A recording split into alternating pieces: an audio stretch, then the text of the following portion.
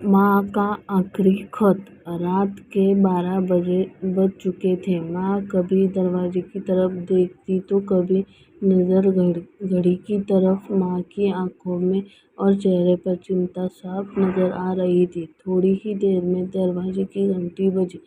माँ ने काफी तेजी से दरवाजा खोला और सामने बेटा विक्रम और बहू मान्यता को देखकर पूछा, इतनी देर क्यों हो गई? मैंने कब से तुम्हारी राह देखी रही थी। माँ, मैं अब छोटा नहीं हूँ।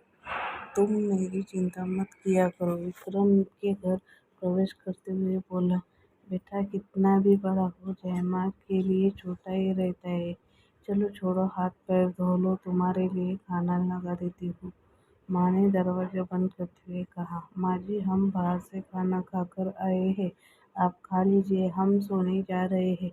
बहू मान्यता ने कहा, लेकिन मैंने तो तुम लोगों की पसंद की खीर बनाई, आओ थोड़ी थोड़ी खा लेते हैं।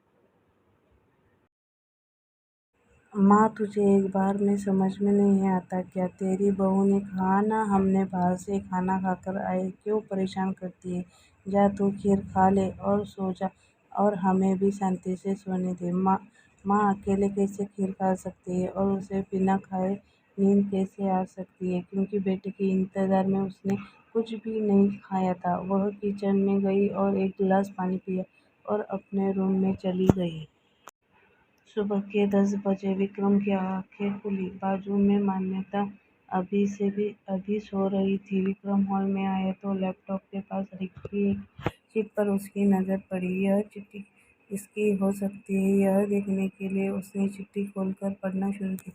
मेरे लाल, तू सोच रहा होगा कि एक ही घर में रहते हुए ये चिट्ठी क्यों तुम्हें बोलकर भी ये बात बता सकती थी। यह बता सकती थी कि अगर तू मेरे बात सुनने चाहता तो किसी एक्सप्रेस गाड़ी की तरह तू आता है और कुछ ही पल में निकल जाता है। खैर वो सब जाने दो, कल तुम्हारा जन्मदिन था इसलिए मैंने खीर बनाई थी। सोचा कम से कम आज के दिन साथ में बैठकर खाना खाएंगे, मगर मैं यह बात भूल गई कि मेरा बेटा बड़ा हो चुका है तो अपने दोस्तों के साथ पार्टी करने खाना खाकर आया। चलो मुझे इस बात की खुशी ही हुई। मेरी दवाई खत्म हो गई है। मैंने कुछ दिन पहले तुझे दवाई की एक चिट्ठी दी थी।